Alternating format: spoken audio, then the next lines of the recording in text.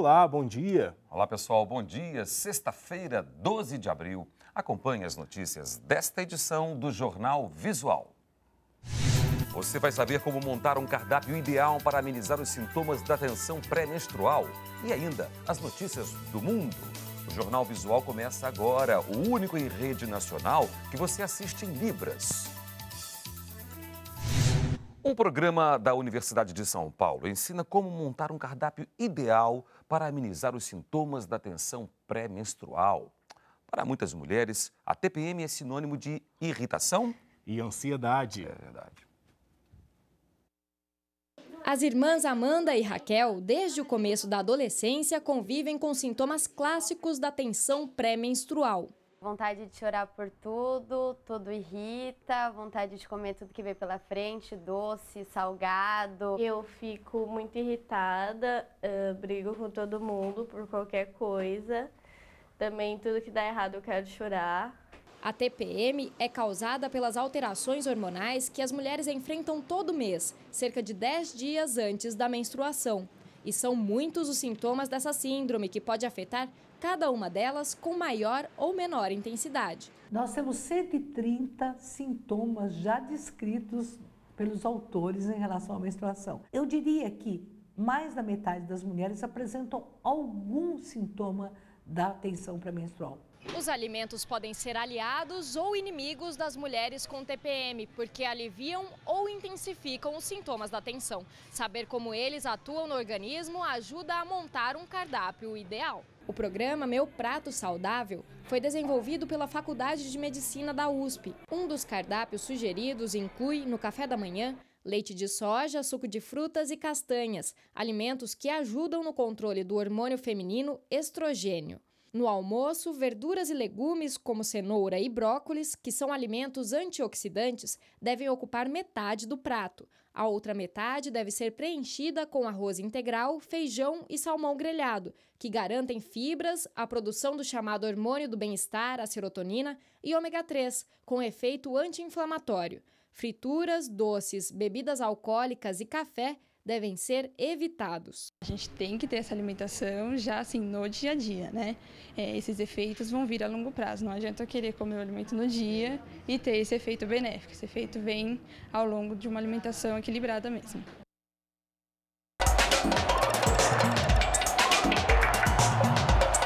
Bom dia! A Copa Libertadores e a Liga dos Campeões da Europa estão chegando em suas fases decisivas. Os principais campeonatos estaduais também caminham para os momentos de decisão, porque em maio já começa o Campeonato Brasileiro.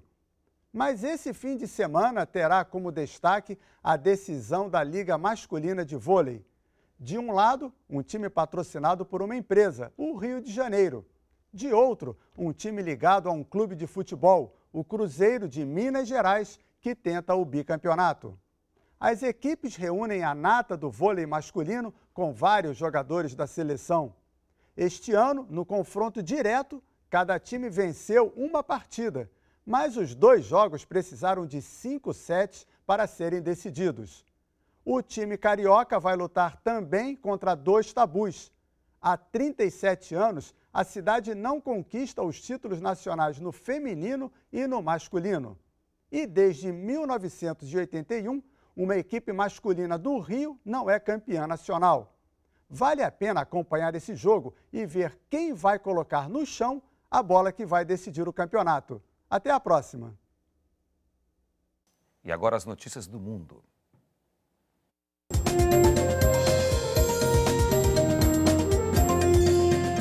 Morreu esta semana depois de sofrer um derrame aos 87 anos a ex-primeira-ministra britânica Margaret Thatcher. Ela liderou o governo conservador no Reino Unido de 1979 a 1990. Conhecida como a Dama de Ferro, Thatcher implementou uma política de austeridade para recuperar a economia. Enfrentou muitos protestos, mas se manteve convicta no caminho das reformas. Seu governo também foi marcado pela Guerra das Malvinas contra a Argentina. Recentemente, a ex-primeira-ministra foi tema de um filme que rendeu o Oscar à atriz Meryl Streep. O Parlamento do Uruguai aprovou a lei que autoriza o casamento entre pessoas do mesmo sexo. Esta semana, a medida, que já tinha passado na Câmara dos Deputados, teve votação amplamente favorável também no Senado. Os casais gays passam a ter os mesmos direitos dos heterossexuais. Na América do Sul, apenas a Argentina tem uma lei parecida.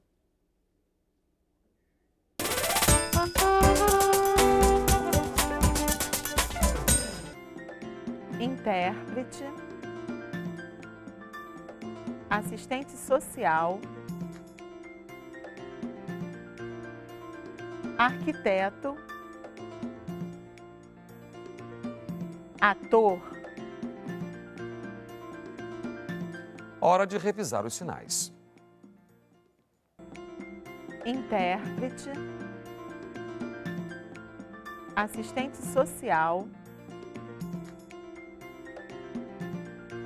arquiteto, ator. Fora dos gramados, o futebol também é história. Em São Paulo, um núcleo de pesquisas reúne disciplinas como ciências sociais e educação física e vê no esporte um caminho para entender a sociedade. O deputado federal Romário tem atuado na política com a mesma disposição dos tempos em que reinava na grande área. Esta semana, ele entregou uma cópia do abaixo-assinado que pede a saída do presidente da Confederação Brasileira de Futebol, José Maria Marim, por uma suposta participação na morte do jornalista Vladimir Herzog, assassinado por agentes da ditadura em 1975. Sem entrar na questão ainda mais grave de ele ter colaborado com uma parte para a prisão que redundou na morte de Vladimir Herzog, mas objetivamente há um discurso dele de 76 fazendo elogio do torturador Fleury, que torturou o marido, o ex-marido da presidenta da República. Mais do que uma paixão nacional, o futebol é um caminho para se entender a sociedade e se relaciona intimamente com alguns episódios da política brasileira. Na Universidade de São Paulo foi criado em 2011 o Ludens, um núcleo de pesquisa sobre esporte que reúne alunos e professores de diversas disciplinas, como história, geografia, ciências sociais e educação física. É um grupo bastante heterogêneo, eclético, né, que tem aí como objetivo o estudo do futebol. Então o futebol vai ser o carro-chefe, pela significação que o futebol tem na sociedade brasileira, mas não exclusivamente. A ditadura militar, por exemplo, utilizava a seleção e a Copa do Mundo de 1970 para legitimar o governo. Já na década de 80, o jogador Sócrates e o locutor Osmar Santos participaram ativamente pela redemocratização do país, contrariando o ditado que diz que o futebol é o ópio do povo. No caso do Brasil, pela dimensão que o futebol tem aqui, eu diria que não dá para entender, não dá para compreender a sociedade brasileira contemporânea desprezando o futebol.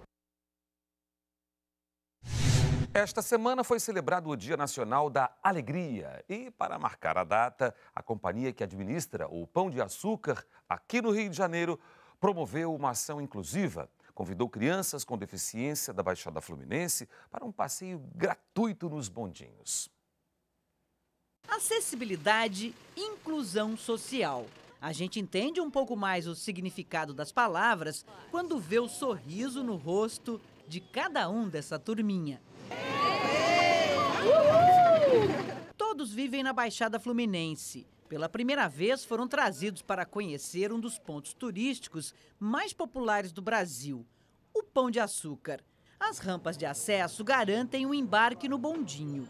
Começa o melhor da aventura para vidas assim tão especiais. Rumo ao Morro da Urca são só 3 minutos. Tempo para Mirella conseguir traduzir o que sente em apenas uma frase. Muito legal! E quando chegam no alto do morro, eles vibram com a beleza da paisagem. A maioria tem dificuldade com a fala, mas Cauã, um dos mais animados, se faz entender ao apontar o que viu lá embaixo, na Baía de Guanabara. Barquinho. Quem promove o passeio é a Associação de Assistência à Criança Deficiente de Nova Iguaçu, que trouxe também os pais, emocionados com a alegria dos filhos. Gosto de ver a felicidade dela, ela tá gostando, é meio que importa. De carona com o grupo, um casal apaixonado. Ele me cuidou até hoje.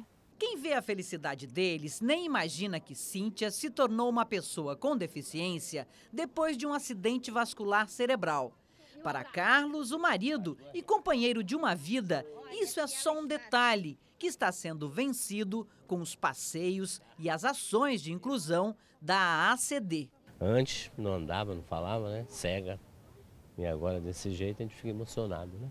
O melhor de tudo eu acho que é o emocional, porque lazer para eles é muito difícil, né? Sair de casa normalmente é mais para tratamento. E ao final de um dia tão especial, Mirella é porta-voz mais uma vez para dizer do que os pequenos mais gostaram do passeio. Tudo, tudo.